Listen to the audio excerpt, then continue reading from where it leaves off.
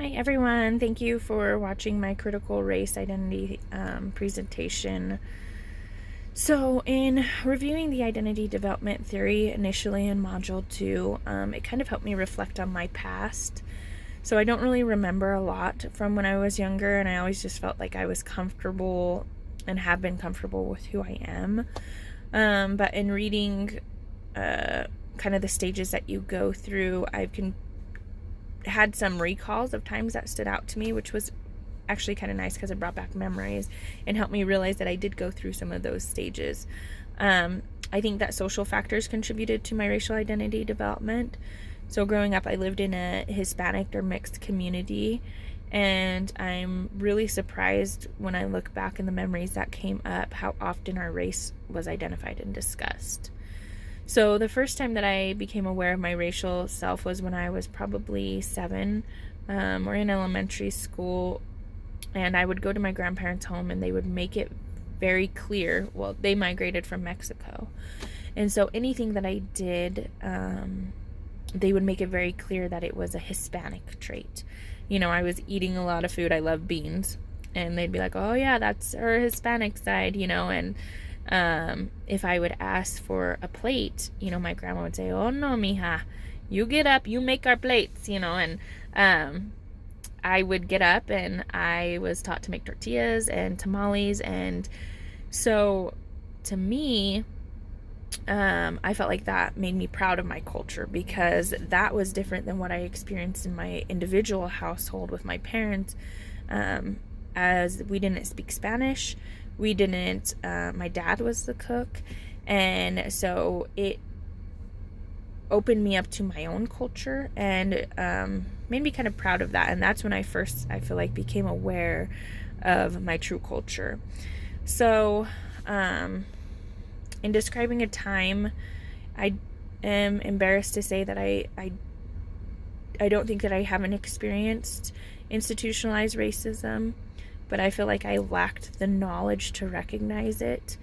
I feel like I was blind to it, and kind of ashamed to say that I feel like I judged racism and remarks in regards to it, like, is this really racism? What did this person or this individual do to contribute to the unequal treatment that they're receiving?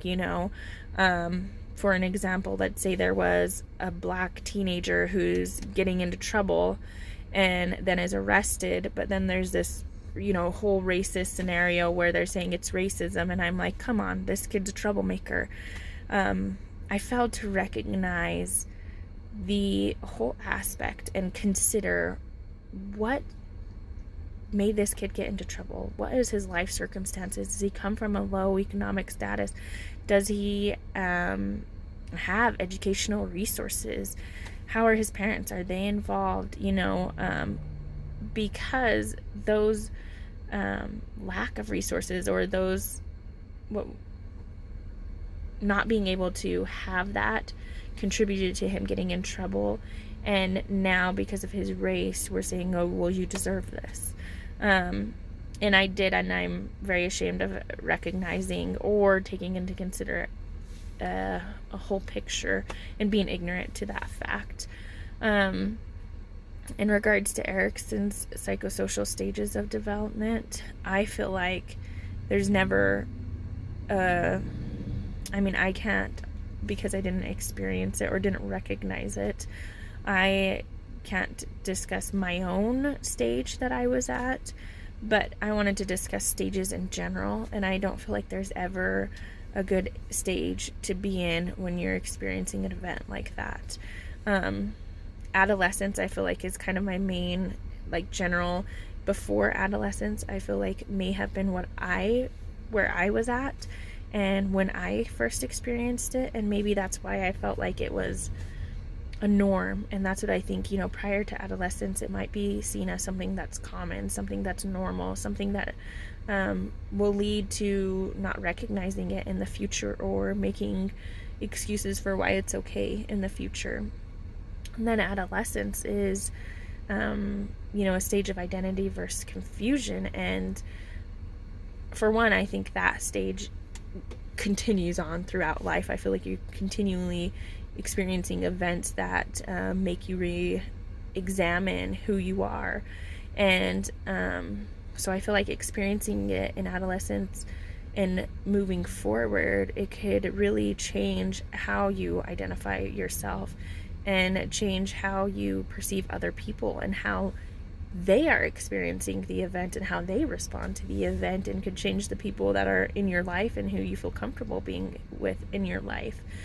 Then as far as applying the critical race theory, I feel like in all of the articles that we read this week, that they all discuss the importance of knowledge and recognizing.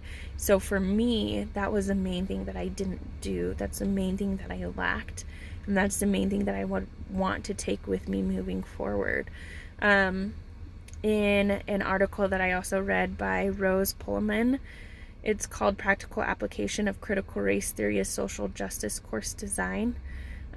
She quotes Adam, who stated that in utilizing the critical race theory, an important factor is enabling people to develop the critical analytical tools necessary to understand oppression and their own socialization within the oppressive systems. So for me, that's exactly kind of how I feel like it's so important to for people to recognize what's going on, and not only recognize that, but provide them with the tools to be able to recognize that, for one. And then what do they do from there? Once you recognize it, how do we move forward? And so I feel like my main goal in applying critical race theory in challenging power structures would be to educate people and to help them see where we need the changes. And that way, it won't just be me doing it. It'll be everyone who gains knowledge, and then it's a team working against these challenges that are faced. So I hope that was the right information. I hope that I did this correct, and thank you for viewing.